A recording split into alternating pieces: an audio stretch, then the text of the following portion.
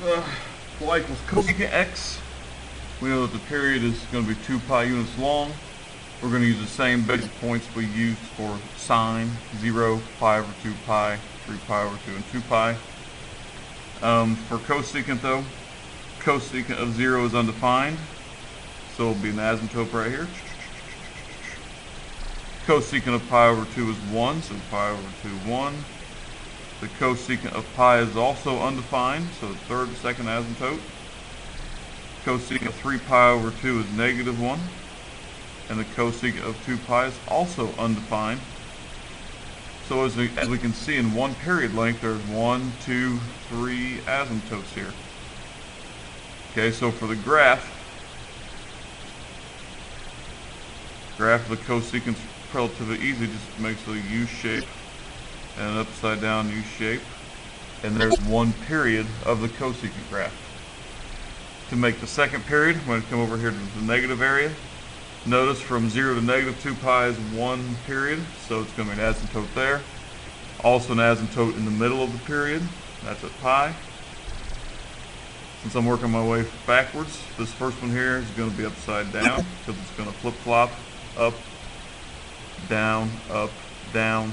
This first one over here is going to be up. And there it is. Since the number in front of cosecant's of 1, that's why my amplitude is at 1 here, at negative 1. And there's the graph of a cosecant x.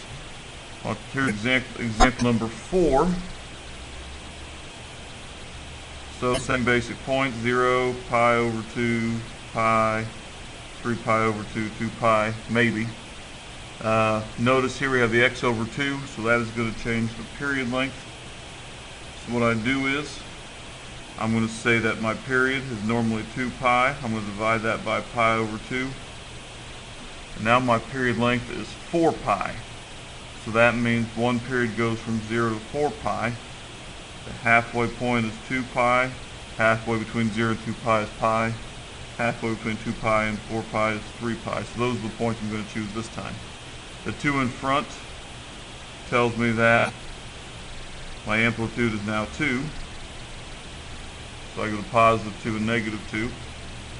4 pi, 2 pi, pi, 3 pi, and then label the graph. Notice that I made the period length and then divided it into halves after that and quarters. So there's the first period. The asymptotes over here for the second period are going to be like that. And so the first one, pi, is going to be at positive 2. The second interval, 3 pi, is going to be at negative 2. So it's like that. For this way, it went up, so this one goes down. Down, go down to negative 2 pi. And up to 2 here. And there's the graph for example 4. Y equals 2 cosecant of x over 2. Again, the x over 2. Took the period length divided by pi over 2. You got 4 pi. Actually, it should be divided by half. That's how you get example 4.